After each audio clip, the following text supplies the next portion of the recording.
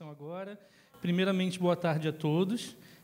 Eu gostaria também de agradecer, em nome do DDHCT, esse é o sinal do DDHCT, agradecer a todos vocês que vieram aqui hoje prestigiar esse mini-evento, que tem uma palestra, uma fala muito interessante. Eu peço que vocês dediquem toda a atenção possível ao Dr. Christian, a palestra que ele vai trazer para a gente hoje. Ele vai falar em sinais internacionais, vamos ver se a gente consegue, a galera que fala língua de sinais consegue entender bem. Caso não entenda, a professora Ana Regina e o professor Nelson estão para dar apoio. O Ramon Linhares vai fazer a interpretação para português, oral, e a gente vai entendendo à medida do possível. Caso tenha dúvida, fiquem à vontade para perguntar, ok? Perfeito, então. Agora eu gostaria de convidar a professora Ana Regina, enquanto chefe de gabinete, porque, infelizmente, o professor Paulo André, que é o diretor-geral da instituição, não pôde estar aqui com a gente hoje. A Ana vai dar uma palavra inicial. Por favor, Ana.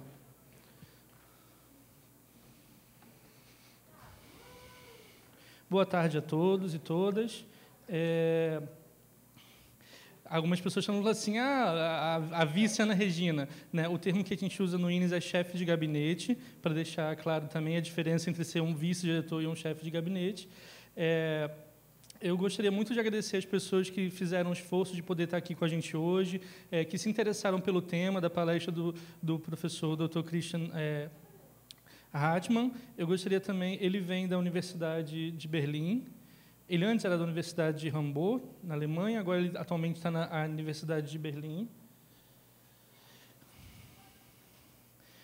Só para esclarecer, no cartaz também estava dizendo que ele era da Universidade de Hamburg, recentemente ele mudou para a Universidade de Berlim. Ele é um professor de linguística, ele veio visitar o Brasil com um projeto que ele está fazendo junto com a Universidade Federal de Santa Catarina, um projeto que é o Corpus da Língua de Sinais. Ele faz parte dessa equipe, junto com a professora Ronice Quadros. E ele veio ao Brasil, também visitou alguns estados. Há pouco tempo ele esteve no Ceará, em Fortaleza também, na Universidade Federal do Ceará, UFC. Ele também esteve em Florianópolis, passou por alguns lugares e vai passar aqui pelo INES nesse momento, porque a gente achou muito importante que a gente pudesse compartilhar um pouco desse tema que ele traz, que é um tema de extrema relevância para quem pensa as questões ligadas à comunidade surda. A gente vai falar especificamente hoje sobre as crianças surdas e a vivência da privação linguística na vida dessas crianças. Então, apresentando o professor Hartmann, ele é um especialista em várias áreas dentro desse tema, inclusive esse tema, e é isso que ele vem compartilhar com a gente hoje aqui. Então, eu vejo que alguns surdos vão... Eu garanto para vocês que alguns surdos vão conseguir entender bem a língua de sinais dele. Ele vai palestrar em sinais internacionais, ele já entende um pouco de Libras, ele vai falar um pouquinho em Libras. O Ramon vai traduzir para português. O Ramon, além de intérprete, também é coordenador do DDHCT junto com a Andressa, que falou antes. Então, vocês estão aqui em boas mãos. Espero que vocês aproveitem o máximo do dia de hoje. Desculpa. Desculpa, né? Eu queria convidar o professor Christian Hartmann para abrir a sua palestra. Por favor, desculpa.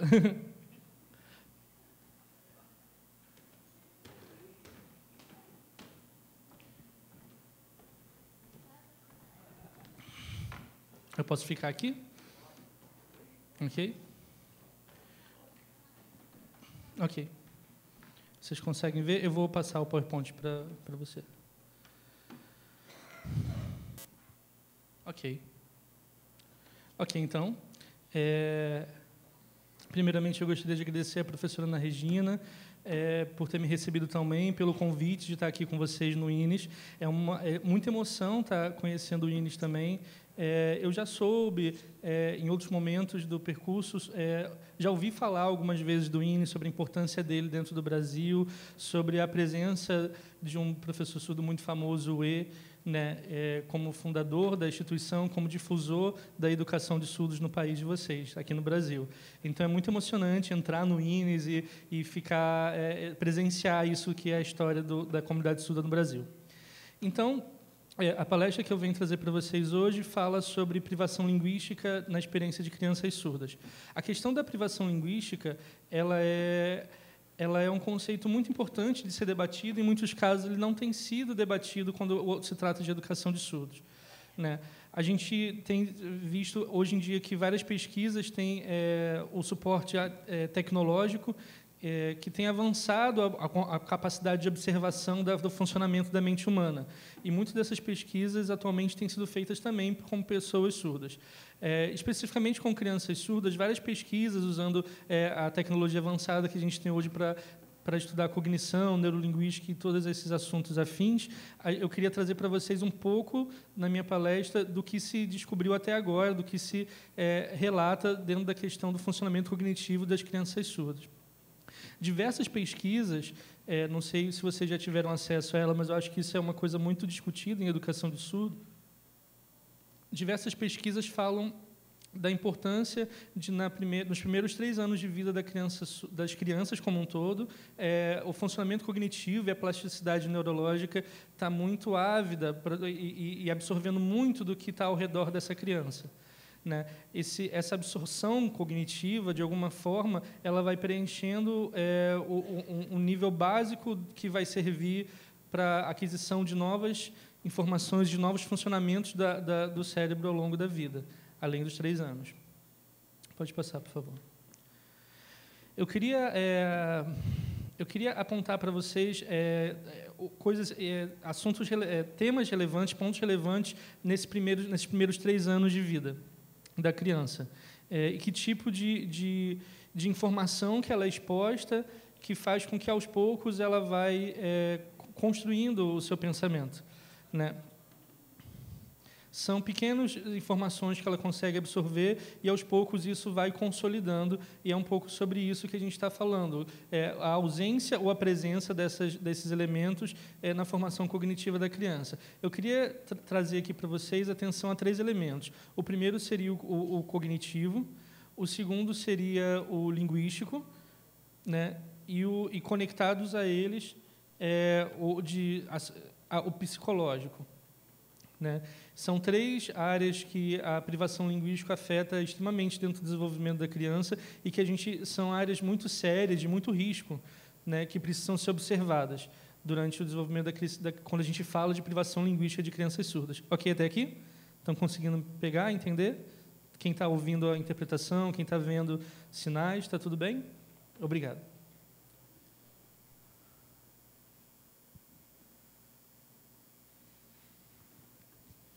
Eu gostaria de compartilhar com vocês algumas pesquisas que têm sido feitas ao longo dos anos relacionadas ao campo da educação e cognição.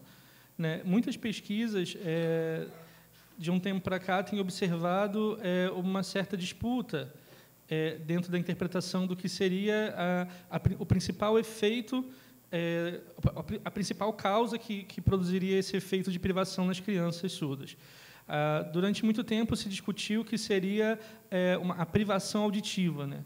A incapacidade da percepção auditiva faria com que a criança tivesse um déficit de relação com o mundo, e isso desenvolveria problemas cognitivos, e isso traria impedimentos para ela se desenvolver como ser humano. Né? Ao longo do tempo, a gente tem percebido que outras pesquisas quando as pesquisas se baseiam nisso, automaticamente elas vão tender a resolver esta questão. A outra visão que, de alguma forma, disputa com essa visão dentro do campo da educação de surdos é a visão que não acha que o principal causador dos déficits cognitivos da criança surda seja necessariamente a privação da audição, mas seja, na verdade, a privação de meio comunicativo perceptível para ela, a privação linguística. Então, de alguma forma, eu posso dizer para vocês que existe uma disputa na interpretação sobre a pessoa surda e sobre a forma dela de aprender e de se relacionar cognitivamente com o mundo, uma que foca na privação da audição e outra que foca na privação do contato comunicativo, da privação linguística. Então, eu participo da visão que não considera que a privação de audição seja o principal causador dos problemas cognitivos que uma criança surda possa desenvolver na vida. Quando eu falo cognitivo, eu estou, de alguma forma, querendo apontar para vocês questões como o controle emocional que a própria criança desenvolve na relação com o mundo, que vem por meio da interação linguística que ela tem com o mundo. Né? Uma outra coisa também a se considerar dentro dessa nossa fala sobre o desenvolvimento cognitivo seria a memória de trabalho. Né? A memória de trabalho fala desse lugar da cognição em que a pessoa absorve formas de funcionamento das coisas ao redor dela. Então, isso também vem por meio da língua, né? Quando não tem uma língua para mediar essas questões, isso pode ser absorvido de forma não proveitosa para essa criança. Outra coisa seria também a capacidade de se organizar com todas as informações que são apresentadas para ela, da forma como são apresentadas. Se essas informações não são cognitivamente processadas por mediação de uma língua, ela tem, de alguma forma, a não dar esse domínio, de você receber informações e dizer, isso se trata disso, se trata daquilo, ter distinção de tudo aquilo que está sendo oferecido. Vira um grande milkshake de lógicas não compartilhadas, né? Então, a não privação produziria uma capacidade cognitiva, uma memória de trabalho e uma organização das informações recebidas. Então, de alguma forma, o que eu queria oferecer para vocês ela é uma reflexão sobre algumas pesquisas que têm comprovado que focar na privação linguística e na resolução das formas de privação linguística são aquilo que produzem o desenvolvimento cognitivo e a absorção de informações, de inputs que sejam base para um pensamento, uma plasticidade neurológica que permite o pensamento e a cognição ser desenvolvida. Né? Esses são vários elementos que estão ligados à privação linguística. Se a gente parar de pensar na privação da audição e começar a pensar na privação linguística, a gente vai ver que a privação linguística é a maior causa, dentro do que as pesquisas têm comprovado, algumas que eu vou até mostrar para vocês no slide, que é a principal situação dificultadora do desenvolvimento cognitivo da criança surda.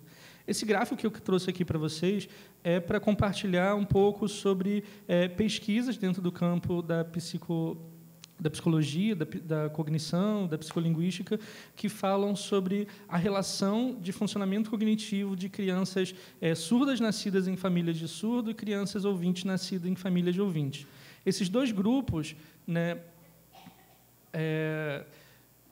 um grupo, como eu disse, de crianças ouvintes, nascidas em famílias ouvintes, né, que a gente chamaria de normal, né, mas não vamos usar esse termo, que a gente sabe que não é disso que se trata. E um grupo de pessoas surdas nascidas em famílias surdas, com forte imersão em comunidade surda. A gente sabe também que é uma família, provavelmente é uma criança que já nasceu numa família com muita informação, não viveu privação linguística no próprio lar. Essa criança, sei lá, do minuto zero da vida dela, ao ser pega no colo pela mãe, provavelmente a mãe falou língua de sinais, o pai quando pegou no colo, e aí naturalmente ela foi sendo apresentada a um universo que não a privava linguisticamente dos estímulos cognitivos. Então, quando a gente viu pesquisas que comparavam esses dois grupos, a surpresa de muitas pessoas foi que essas pesquisas no campo da psicologia comprovaram, vocês conseguem ver aqui no gráfico, né, que esses dois gráficos representariam isso, o desenvolvimento cognitivo de crianças ouvintes nascidas em famílias ouvintes e crianças surdas nascidas em famílias surdas.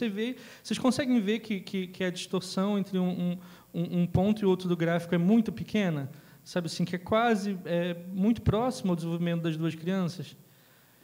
Isso foi muito chocante para muitas pesquisas que pensavam que o fruto da causa do desenvolvimento cognitivo baixo das crianças surdas era a audição.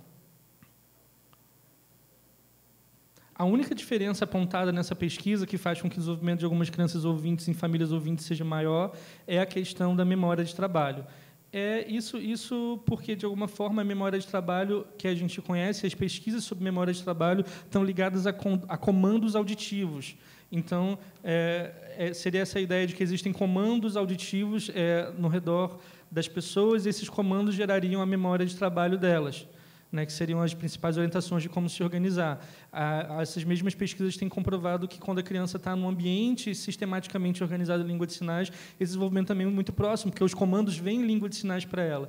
Então, eu queria compartilhar com vocês essa pesquisa e trazer uma pergunta, né, que volta àquela questão que a gente está falando, existe uma disputa dentro do campo da educação e da sistematização e das políticas surdas que ficam ali pensando se a questão do surdo se desenvolver como ser humano, ela é da privação auditiva ou ela é da privação linguística? Dentro do que eu gostaria de compartilhar com vocês, não tem a ver com privação auditiva, tem a ver com o quanto essa pessoa, esse ser humano surdo, está envolvido ou não dentro de um ambiente linguístico rico que faz ela se desenvolver cognitivamente. Então, o que eu gostaria de compartilhar com vocês é que é um pouco de quebrar esse mito de que pessoas surdas, nascidas ou que vivenciam fortemente comunidades surdas estão privadas de desenvolvimento cognitivo profundo, né? Porque a questão maior não é se elas ouvem ou não ouvem, mas sim o quanto esse ambiente está proporcionando para ela uma série de estímulos. Mas isso eu vou falar com mais detalhe mais para frente. Eu queria trazer uma outra questão para vocês sobre esse período crítico do desenvolvimento cognitivo e de como a criança está ou não absorvendo aquilo que está dando para ela enquanto estímulo até os 3 anos de idade. Queria grifar isso. Eu acho que algumas pessoas aqui já tenham tido contato com pesquisas que falam sobre isso, sobre o período crítico da aprendizagem e sobre uma série de outros estudos semelhantes, né?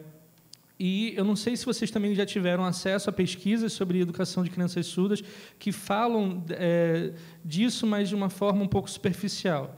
Um dado muito importante para a gente distinguir a análise desse problema nesse campo de pesquisa seria a gente observar que 95% das crianças surdas no mundo nascem em famílias ouvintes, que não dominam língua de sinais. Ou seja, são crianças que, cognitivamente, estão com todas as funções cognitivas, assim como a criança ouvinte que acabou de nascer, mas ela não está imersa num ambiente onde ela vai ser estimulada de alguma forma. Imaginem um funil, sabe assim, e o corpo perceptível dessa criança ele é esse funil que vai absorvendo um pouquinho elementos. Se você joga muita coisa nesse funil, ele vai de alguma forma reter aquela informação e organizar a entrada dela. Mas o que acaba acontecendo com as crianças surdas é que ela tem ali, metaforicamente dizendo, esse funil aberto para receber as informações, mas tudo que é dado para ela é gotejado de alguma forma. Não é profundo, não é sofisticado. Então, de alguma forma,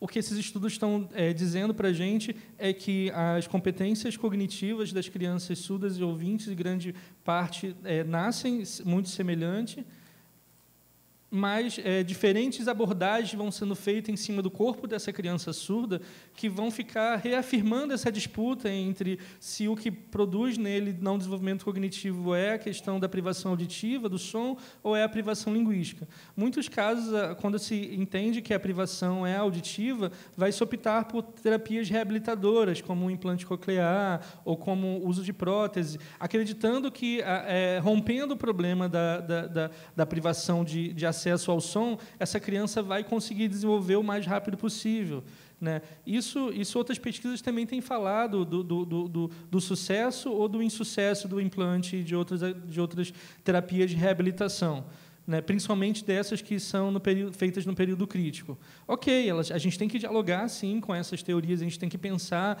como que o implante, como uma novidade tecnológica, tem se expandido. Antes, a gente não tinha, há uns 10, 15 anos atrás, a gente não tinha nenhum debate tão forte e amplo como a gente tem hoje, nem a presença de tantas pessoas surdas implantadas.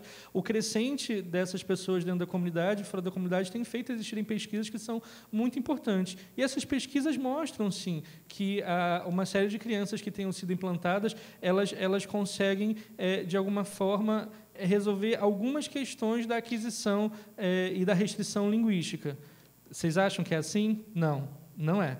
Infelizmente, muitas pesquisas que têm sido feitas, elas acreditam que isso vai acontecer, mas elas não têm ainda comprovado que isso é um sucesso em todos os casos das crianças que estão sendo implantadas, realmente tem, no problema da reabilitação da audição, a resolução do problema dela de absorção. A gente tem uma média, mais ou menos, de 33% das crianças implantadas com aproveitamento e desenvolvimento psicológico, cognitivo e linguístico semelhante à das crianças ouvintes. E outros 33% que não têm desenvolvimento nenhum, e outras que apenas, o restante da porcentagem que apenas fica com esse incômodo. E, em muitos casos, optam por tirar quando ficam mais velhas e não fazer mais uso do implante, ou fazer só por segurança, para ouvir barulhos altos e coisas assim. Então, responsabilidade das pessoas que pesquisam nessa área poder pensar essas diferenças entre desenvolvimento cognitivo de crianças surdas e ouvintes e não acreditar nas promessas que são feitas sem testagem, sem procurar ver que tipo de outros estímulos, se isso realmente está resolvendo um problema que prometeu resolver.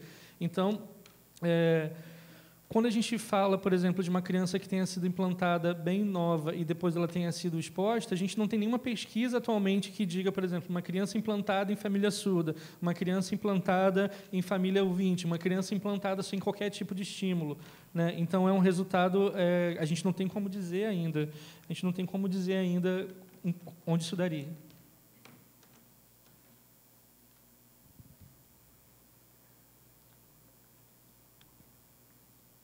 Só para esclarecer quem não estiver entendendo esse termo em sinais internacionais, é língua, né? No caso, a gente está falando muito de língua de sinais, mas língua no geral, é esse o termo em sinais internacionais. Uma outra questão muito importante de ser debatida dentro dessa área de estudo são os riscos cognitivos que, de alguma forma, essas crianças... Isso que eu falei para vocês agora, né? Essas crianças experimentam. A gente não tem pesquisas que mostrem essas crianças implantadas e como elas se desenvolveram em diversos grupos. Em muitos casos, mesmo as crianças implantadas têm apresentado efeitos de restrição cognitiva e de privação cognitiva. Efeitos em testes cognitivos que mostram que o implante acabou também não resolvendo uma série de questões que prometeu em relação à privação de língua.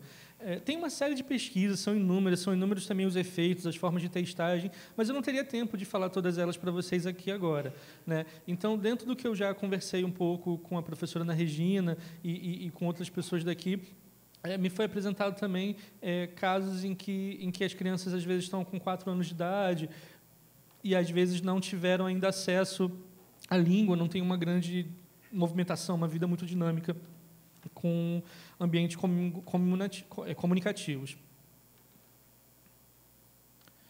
A gente tem alguns testes que falam de crianças ouvintes em família de ouvinte, crianças surdas em família de ouvinte e crianças surdas em família de surdos, né? Esses testes, de alguma forma, eles falam do quanto o que tem sido pensado... Oi?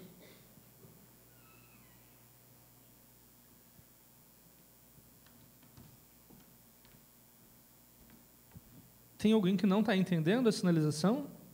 Pessoas surdas, que tem alguém que não está entendendo?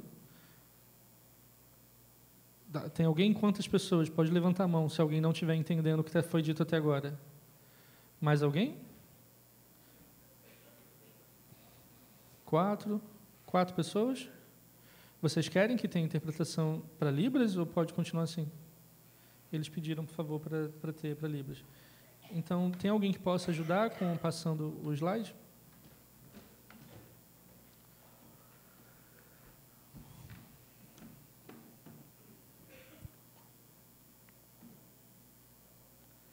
Eu preciso ver ele. Tem como projetar aqui na frente? No vídeo, não, né?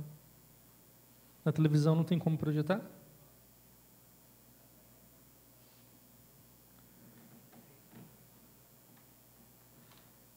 A gente vai tentar fazer consecutiva, tudo bem?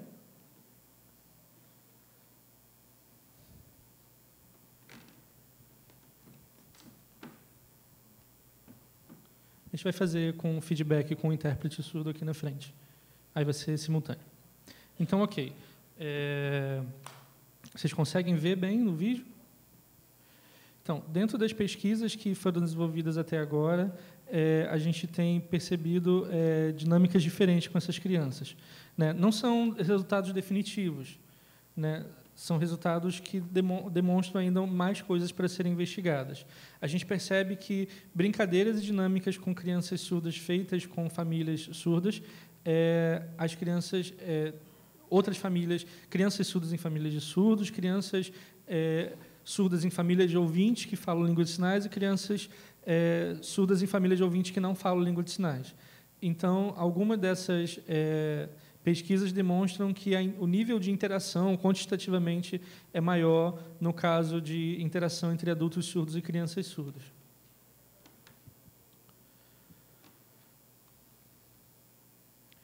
Então, dentro do contexto do que a gente está discutindo, de alguma forma, um dos dados apresentados é que crianças que não vivam em ambiente onde a língua de sinais seja a principal forma de comunicação, de alguma forma vivem cognitivamente os efeitos da experiência de não se comunicar com as coisas ao redor dela. Elas vivem, de alguma forma, uma falta de contexto de si mesmo com o mundo. Mas, no caso das crianças surdas que interagem com adultos surdos, elas apresentam um desenvolvimento cognitivo muito semelhante às crianças ouvintes interagindo com outros ouvintes. Então, esse é um dado importante da gente gráfico que é importante da gente pensar.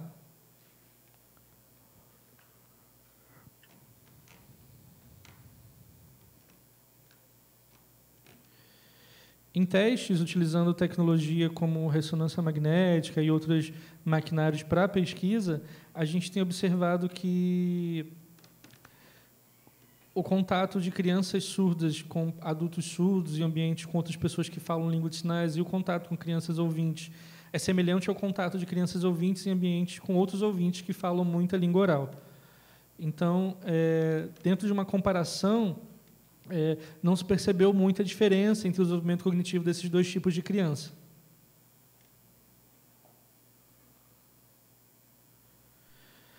Agora, a gente foi percebido uma diferença muito grande em casos de famílias ouvintes com filhos ouvintes e famílias ouvintes com filho surdo, né?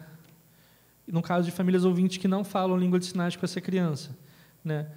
No caso, na verdade, ao contrário também de crianças ouvintes que nascem em famílias surdas e são, de alguma forma, privadas, na família, pelo menos, de viver em contato com a língua oral. Então, assim, numa tentativa de resumir um pouco do que a gente poderia passar muitas horas aqui conversando, os riscos cognitivos da privação linguística dentro da vida da pessoa surda, eles são muito graves, eles podem se agravar ao longo da vida, isso tudo pela falta de contato com uma língua que é possível para o corpo dessa criança na idade crítica. Então, se essa base cognitiva da primeira infância não é bem construída, essas crianças, de alguma forma, vão estar prejudicadas, inclusive com as informações que elas vão ter ao longo da vida, né? Elas não vão ter base de memória ou de atenção com o campo em que a língua entra, no caso, a visão, porque, de alguma forma, ela não foi estimulada nem ensinada a se comportar como alguém que recebe a língua, né? Então, mesmo que às vezes ela vá ter acesso com isso mais velha, alguma coisa ali ela já perdeu nessa construção que ela poderia ter feito e desenvolvido, porque além da língua que está sendo oferecida para ela, a forma de usar a língua também é oferecida quando não há privação linguística, né? Por exemplo, a criança ouvinte sabe que, de alguma forma, ela tem que fazer contato com o som que o adulto ouvinte ou outras crianças estão emitindo. E isso vai desenvolvendo nela uma relação do corpo com o espaço. Ela vai ajustando o corpo dela, de alguma forma, para a recepção do canal perceptivo que a língua oral vem até ela. Então, e ela vai desenvolvendo cognitivamente não só com os dados linguísticos, mas também aprendendo a usar a língua. A mesma coisa acontece com a criança surda. Se ela não é estimulada desde muito pequena a entender como usa a língua de sinais, que ela tem que ter contato auditivo, contato visual, que ela tem que manter a visão dentro do campo, de tem que estar sinalizando com ela, isso gera um risco muito grave no desenvolvimento dela com absorção de conhecimento no espaço. Então, falando especificamente sobre formas de sofisticação desse desenvolvimento, a gente grifa, mais uma vez, que os riscos da privação linguística devem ser combatidos com outras formas de organização, né? A gente sabe que as crianças ouvintes, de alguma forma, já têm dentro do ambiente que ela nasce, independente do planejamento pedagógico que está sendo oferecido para ela ou não, quando ela conversa com alguém na escola, quando ela brinca, de alguma forma ela já está sendo estimulada, né? Mas, e no caso das crianças surdas, como que isso é vivido? Né, assim, durante muito tempo, esse impasse entre entender se a privação que a criança surda vivia era linguística ou auditiva, o implante, outros testes de reabilitação, prometeram completa solução do problema. E o que a gente percebeu é que essas crianças continuavam apresentando desenvolvimento cognitivo semelhante, a grande maioria, mesmo tendo passado por esse processo de reabilitação. Em compensação, as crianças que viviam processos sofisticados e complexos de imersão em língua de sinais, elas apresentavam um desenvolvimento cognitivo semelhante ao das crianças ouvintes em ambientes de língua oral. Então, a gente sabe que algumas crianças conseguem, sim, por meio do apoio da tecnologia auditiva, desenvolver muitas estratégias com o mundo da audição, mas isso comprovadamente pelas pesquisas não é um resultado para todas as crianças. Então, e também não é comprovado que o implante ou qualquer outra coisa que reabilite a audição consiga fazer com que a pessoa esteja completamente imersa ao mundo do som. Então, por mais que a criança apresente alguns comportamentos até os 3 anos, vai chegando 4, 5, 6 anos, ela não vai apresentando outros processos e outras marcas de desenvolvimento cognitivo. Então, dentro das pesquisas que eu tive acesso, e que eu quero trazer um pouco para vocês aqui, a gente percebe que existem poucas investigações feitas com essas crianças surdas nascidas de famílias surdas. Tem uma pesquisa que foi feita em 4 países diferentes, em Israel, nos Estados Unidos, na Turquia e na Alemanha. E nesses 4 países, a gente tentou observar mais ou menos 200 crianças, 200 em cada país, e aí a gente era um questionário grande de observação das crianças, a gente juntou esses dados num corpus grande e apresentou alguns resultados. Né? Os resultados que a gente teve até então foram que esses países mostraram algumas diferenças, mas também muitas semelhanças. A maioria desses países não tinham políticas fortes o suficiente para as crianças estarem imersas em ambientes linguísticos extremamente sofisticados. Mas, em compensação, as crianças que apresentavam um desenvolvimento cognitivo semelhante ao das ouvintes e que tinham um desenvolvimento de leitura muito sofisticado eram aquelas que, desde a primeira infância, já tinham contato com língua de sinais. Então, essa pesquisa feita nos 4 países comprovou que as crianças que demonstravam mais dificuldade com um dos elementos testados, que era a leitura, eram as crianças que, de alguma forma, não tiveram, na idade crítica, acesso a uma língua e a uma possível para o corpo dela, uma língua que fizesse com que ela pudesse receber informações e ter um desenvolvimento cognitivo. Então, a gente começou a perceber que eram necessárias serem pensadas estratégias para esses problemas específicos a partir dos dados que as pesquisas mostraram. Essas testagens de habilidade de leitura foram sendo, de alguma forma, importantes para poder destacar a distinção entre crianças que tinham acesso à língua de sinais e que não tinham acesso à língua de sinais, inclusive na mediação com a língua oral na vida cotidiana delas. Então, a gente foi revendo esses trabalhos e tentando desenvolver atividades para serem desenvolvidas. A gente percebeu que, em alguns casos, a língua de sinais conseguiu desenvolver muito habilidades cognitivas e também de leitura. Os riscos ligados à relação psicossocial da criança surda também são gravíssimos, a gente precisa estar atento a eles. Os surdos, de alguma forma, apresentam, em alguns casos, marcas emocionais ou angústias relacionadas a si mesmo com o mundo, marcadas muito pela sensação de falta, pela sensação de não preenchimento de uma série de coisas na própria vida. Às vezes, a sensação de que não está se conectando com o que está ao redor dele, às vezes, uma sensação de que está sendo limitado o tempo inteiro porque não está entendendo comandos simples de coisas que acontecem na sua vida cotidiana. Então, essas limitações elas vão, ao longo da vida, se repetindo e produzindo um efeito onde ele vai se enxergando como alguém que não pode, ele vai se enxergando como alguém que não sabe, ele vai se enxergando como alguém que não consegue. E nenhum outro caminho é dado para ele, nenhum acesso à informação que fale para ele assim, você acha que é assim? Você não acha que é assim? Você já viu isso na sua vida? Nada é dado. Então, a limitação do surdo não é não ouvir ao longo da vida, mas é o acúmulo de não poder, de não conseguir. Então, se essa criança, desde pequena, vai sendo experienciada de uma série de efeitos cotidianos, de uma série de interações em que ela está absorvendo o que está ao redor, ela pode interagir, ela pode responder, ela pode dar opinião. Se ela não tem isso, de alguma forma, uma série de habilidades emocionais são meio que desligadas ou mal desenvolvidas nela. Ok? Então, uma publicação que fizemos há um tempo atrás, dentro do grupo de pesquisa, a gente falou um pouco sobre o quanto a educação de surdos focar na reabilitação auditiva não é o principal caminho para desenvolver e resolver problemas cognitivos que a criança pode ter ao longo da vida. Né? E por isso que muitas vezes vai ser ouvido em muitos espaços que é importante todo mundo ao redor falar língua de sinais, todo mundo ao redor apresentar mais coisas, comentários, não só matéria, não só conteúdo de ensino. Né? Ainda existe, por mais que a gente fale muito de educação bilíngue, direito dos surdos, uma série de coisas, ainda existe uma série de angústias que são produto dessa restrição vivida ao longo da vida. Então, a gente pede, sabe, parem de viver a relação com as crianças surdas, principalmente dentro do ambiente escolar, baseado na experiência natural de encontrar aquela criança ali no momento da sua vida que você nunca teve contato, às vezes, com pessoas surdas. Né? Vamos pensar, vamos ler pesquisa, vamos ver o que está acontecendo até agora. Tem muita mentira sobre a pessoa surda sendo contada porque ela é baseada na experiência de pessoas que não investigaram a fundo a relação ou que estão muito limitadas à experiência circunstancial que elas viveram com as pessoas surdas.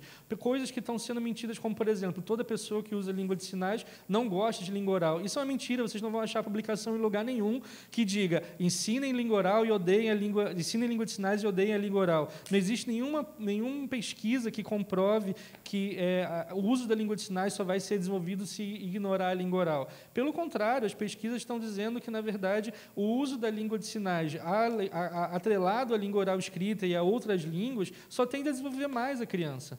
Né? A gente está falando de não privação linguística, então uma política, um pensamento que fala de não privação linguística não fala de não uso de língua oral.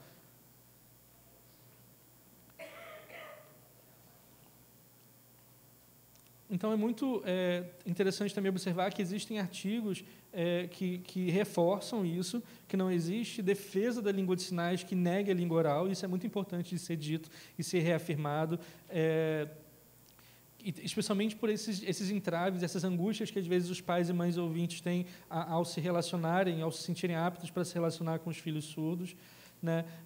Outras pesquisas também, dentro do grupo que eu faço parte, de outros grupos, que têm pensado cada vez mais que a principal questão é estimular a criança na primeira infância. A gente não consegue avançar em pesquisas, não consegue avançar na construção de ambientes complexos, porque isso não tem sido feito.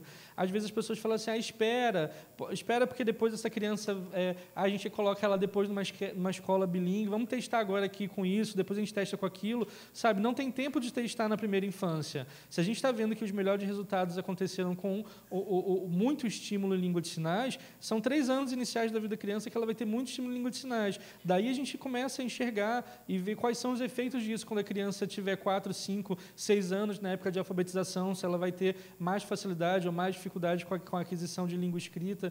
Então, na verdade, tem muita coisa que a gente não está conseguindo pesquisar, não está conseguindo vivenciar enquanto instituição de estudos, porque não se preocupa com esses 3 primeiros anos das crianças.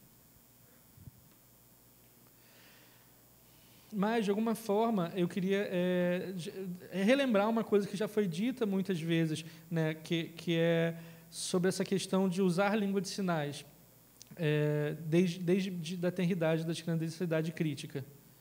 Né? Quando a gente fala disso em muitos espaços, as pessoas vão dizer assim, mas a maioria das crianças nasce em famílias ouvintes, né?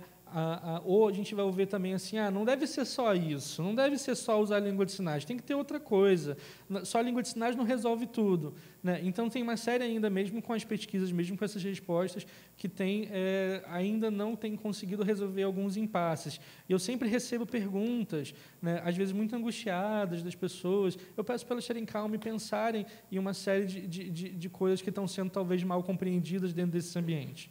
Né? No caso, quando um bebê surdo chega na vida de uma família, né, assim, é importante a gente entender que assim, tem uma questão dada, que não pode ser modificada. Ela é uma criança diferente. Ela é uma criança, mas ok, essa diferença não é uma coisa negativa, sabe assim, assumir ela como uma criança no mundo, assumir ela como um ser humano que tem as suas competências cognitivas preservadas, é um passo, assumir essa diferença da criança surda como algo que não a diminui é muito importante. Eu queria mostrar para vocês algumas dessas questões que normalmente são me colocadas. Né? Algumas questões que são me colocadas às vezes os pais falam assim, ai, mas meu filho nasceu surdo, mas eu não sei, eu vou falar em língua oral, o médico falou que é para estimular, ele vai ver minha boca mexendo, ele vai aprender. Muita gente acha que isso é um efeito eficaz. Pode acontecer de você, a criança crescer num ambiente sendo oralizada, ela vai ter acesso a uma série de informações, porque a oralidade traz algumas informações. Ninguém está dizendo que para ensinar língua de sinais tem que tirar a língua oral. Ninguém falou assim, vai ser excelente língua de sinais se não oralizar ou se não escrever em língua oral. Não é isso. A gente está falando que toda a mediação na vida da pessoa surda tem que acontecer por meio da língua de sinais. Se ela escolher a língua oral em algum momento, se ela focar na língua oral, é uma escolha que vai acontecer ao longo da vida. Não pode o inverso. O que tem sido comprovado em pesquisas é que deixar a língua de sinais se tornar opcional não é uma coisa que traga bons efeitos. Deixar a língua oral como uma coisa que está no espaço, mas sendo mediada pela língua de sinais e vivenciada em outros contextos pela pessoa surda, tem mostrado mais efeitos. Ninguém aqui está dizendo que não pode implantar, que não pode usar prótese, que não pode oralizar, que não pode ter fono. Ninguém está falando isso. Vocês não vão achar pesquisa que mandem tirar a língua oral de dentro do ambiente escolar ou da vida do surdo. O problema é o quê? Isso sem língua de sinais. Porque isso, sem língua de sinais, produz a restrição, essa privação linguística que a gente está falando, uma língua possível para o corpo dessa criança surda, uma língua que precisa ser desenvolvida não só no contexto da conversação, mas de metodologias, de outras formas de interação. Se isso não é oferecido desde pequeno, essa criança, de alguma forma, vai ser privada ao longo da vida de uma série de outras coisas, porque não tem uma base para adquirir essas outras coisas.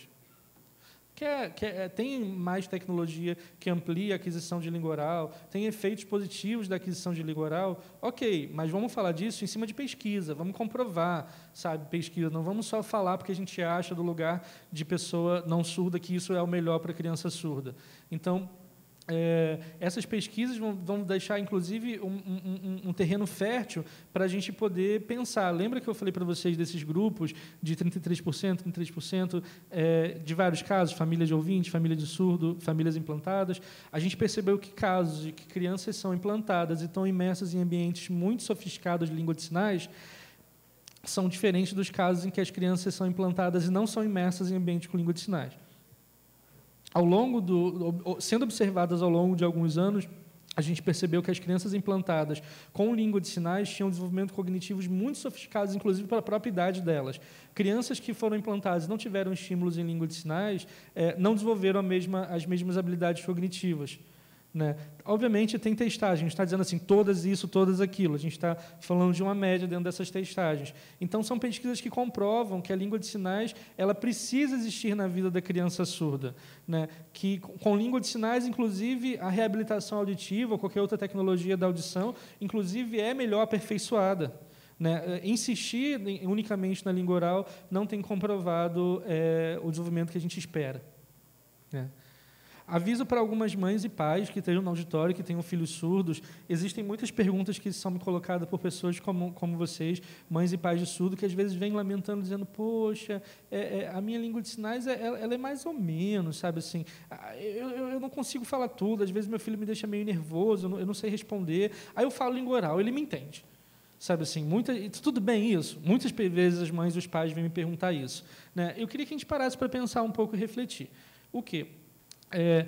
A gente sabe que não só famílias de surdo têm apresentado esse comportamento, às vezes professores e outras pessoas que estão nas instituições estão olhando nesse ponto de vista de se sentirem não competentes para ser um par linguístico da criança surda. Então, vamos fazer uma comparação para falar disso melhor. Né? Quando a criança ouvinte nasce no ambiente, aqui no Brasil, no território de vocês, e o pai e a mãe dessa criança muda, de repente, para um outro país, muda para os Estados Unidos, digamos, e essa criança bem pequenininha vai morar nesse outro país, mesmo já tendo tido contato com português, as pessoas vão falar inglês com ela, às vezes a mãe fala português em casa, mas no ambiente fora ela vai ter inglês, e às vezes a família opta em falar inglês também, dependendo do ambiente que está morando. Essa criança ela vai ter um desenvolvimento em inglês. Né? Por quê? Porque ela está morando num território em que todo estímulo cognitivo dela é inglês. Por mais que em casa se fale muito português, ela vai ter uma relação muito forte de desenvolvimento cognitivo em um contexto bilíngue. Né? digamos que, sei lá, uma pessoa que venha da Alemanha, que chegue no Rio, e aí entra numa relação, case, de repente, com uma pessoa ouvinte, digamos que duas pessoas alemãs, uma ouvinte e uma surda, case, venham morar no Rio, de alguma forma, e decidam que dentro de casa vai ser falado alemão e língua de sinais alemã, mas na rua que essa criança vai falar português, se ela for uma criança ouvinte. Então, ela é uma criança que vai estar estimulada a uma série de coisas, de línguas ao redor dela, de formas de uso dessas línguas. Isso não é um problema. Né? A mesma coisa acontece com língua de sinais, sabe? Se o pai e a mãe oralizam um pouco em português, mas também sinaliza, se a criança tem ambientes em que ela sinaliza, o problema é o quanto ela não tem de língua de sinais. Língua a mais é sempre bom.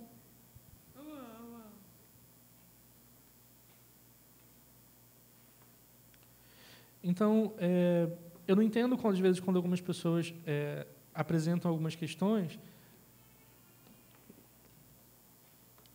justificando que elas não possam ser pares linguísticos hábeis para estar com os próprios filhos, né? E a gente tem que aconselhar essas pessoas que não se sentem, de alguma forma, hábeis, para que elas usem mais língua de sinais em outros ambientes, que elas se sintam, sim. A criança surda vai entender que você é um ouvinte falando língua de sinais, ela vai ter contato com outras pessoas com mais ou menos proficiência, sabe? E todas essas coisas ao redor da criança surda produzem esse apoio que a gente está chamando a não privação linguística. Né? Quando o pai e a mãe optam em falar uma língua de sinais de qualquer jeito, ou optam por gestos misturados com oralidade, ou isso também em outros ambientes, isso não proporciona, às vezes, o apoio que essa criança tem. Então, às vezes, a gente precisa ir lá e conversar com esses pais e com essas mães, com essas pessoas que estão em contextos de estímulo precoce e de contato com crianças surdas também, para dizer um pouco, se você fizesse assim, seria legal, se fizesse assim. A gente também não pode culpabilizar mães e outros profissionais que estão nesses espaços se eles não estão tendo também essas orientações de como se aproximar, se ele não consegue nem perceber. Às vezes ele fala uma coisa ou outra em língua de sinais, a criança surda está olhando para o outro lado e ele, por ter uma experiência de língua oral, nem percebe, para pensar que para a criança estar prestando atenção nele, entendendo, ela tem que estar olhando para ele. Então, quer dizer, às vezes falta a habilidade da própria pessoa adulta que está perto dessa criança de também saber como interagir usando uma língua gesto-visual. Se ela não recebe informação nenhuma, o que acaba acontecendo é que ela, sei lá, acaba... a gente vê em muitos casos de algumas famílias ficando muito tempo fora de casa, não optando em ter, porque às vezes não tem uma relação, um laço afetivo tão grande com essa família, por não se comunicar bem com ela.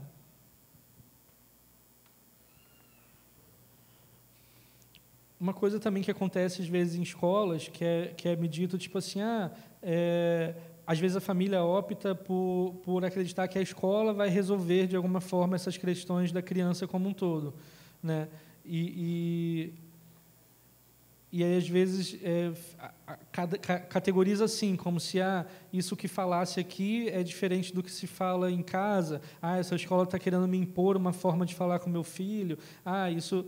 E, na verdade, tem uma série de coisas que têm que ser pensadas ali, que quem essa criança surda vai estar tendo mais contato nesses primeiros 3 anos com a família. E se essa família assume que essa criança é uma pessoa diferente, que é a principal, tem que assumir. O surdo é uma pessoa diferente e ponto final.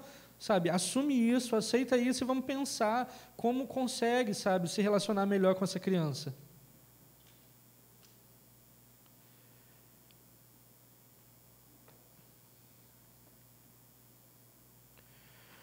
Uma outra questão muitas vezes colocada também é se a angústia que algumas famílias vivem com aprender língua de sinais ou com estar em ambiente com muitas pessoas surdas. Né? Vamos falar de uma criança surda que está muito estimulada por língua de sinais. Essa criança, de alguma forma, ela está um aspirador de informações ali, porque é uma língua que o corpo dela consegue absorver, uma língua cheia de complexidade, que consegue deixar ela exposta à opinião de quem tem ao redor, para que ela possa desenvolver a sua própria forma de opinar e de se relacionar com o mundo. Isso tende a só desenvolver cada vez melhor na vida dessa criança.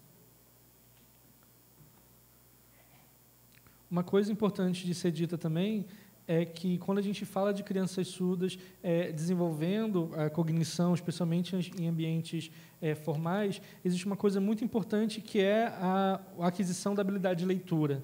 né, e de escrita. Isso é muito importante e isso tem sido debatido de forma, às vezes, desconectada dentro dos próprios ambientes de educação de surdos, né? A gente tem sentado pouco para debater e interagido pouco com habilidade suficiente em língua de sinais para que essa criança desenvolva a relação dela com a leitura e escrita. As crianças, a gente sabe que as crianças ouvintes, de alguma forma, estão sendo estimuladas na relação oral com a própria família, com o pai, com a mãe, com o irmão, com quem está se relacionando no ambiente com ela. Ela está resolvendo questões, ela está, de forma muito prazerosa, recebendo a língua, né? De forma não dificultada, recebendo a língua que é possível para o corpo daquela criança. A mesma coisa a gente precisa oferecer para as crianças surdas, para elas não viverem esse contexto que a gente está aqui insistentemente falando da privação linguística. Uma última questão que eu queria trazer para vocês, que é uma questão muito recorrente e bem legal da gente discutir, é que, em muitos casos, pais e mães, quando falam de língua de sinais e de ambiente bilíngue, no caso, português língua de sinais, ou língua de sinais alemão, enfim, o par que for, a gente está falando, em alguns casos, que é possível ter uma grande variação de aquisições de língua. Às vezes, esses mitos de que se aprender língua de sinais não vai aprender língua oral, se aprender outra língua de sinais vai atrapalhar, se aprender a escrever em português vai atrapalhar. As pesquisas só tendem a comprovados que, tendo língua de sinais, qualquer outra língua que vier vai ser só ganho para o desenvolvimento cognitivo dessa criança. Então, algumas pessoas de mais idade, por exemplo, vocês sabem que é comum, com avançada idade, algumas pessoas desenvolverem uma série de dificuldades com a língua, com o ambiente ao redor, esquecimento, memória. Foi percebido que pessoas surdas que têm um desenvolvimento cognitivo, não viveram casos de restrição linguística e de privação de língua, elas envelhecem semelhante às pessoas ouvintes, tendo a mesma dificuldade de lembrar ou de se relacionar com o mundo, né? Então, é legal da gente pensar que resolver isso no começo da vida da pessoa vai trazer ganhos para ela já também ao longo da vida, né? Um outro objetivo também é a gente discutir muito que como a gente vive isso de interagir com a criança surda, né?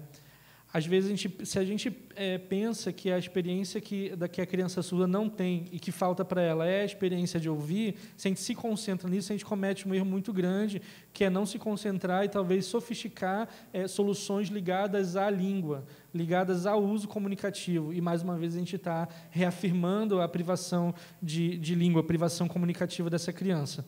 Então, toda vez que a gente opta em não usar língua de sinais, toda vez que a gente opta em não interagir de uma forma possível para o corpo dessa criança, a gente está reafirmando um contexto e construindo um contexto de privação linguística. Eu já dei aula para crianças em outros lugares no longo da minha profissão e percebi como faz muita diferença trabalhar com essas crianças com menos de 3 anos de idade ao longo da vida escolar delas, né? A gente percebe que crianças que chegam depois dessa idade ou crianças que viveram muita dificuldade de interação vai ter problemas.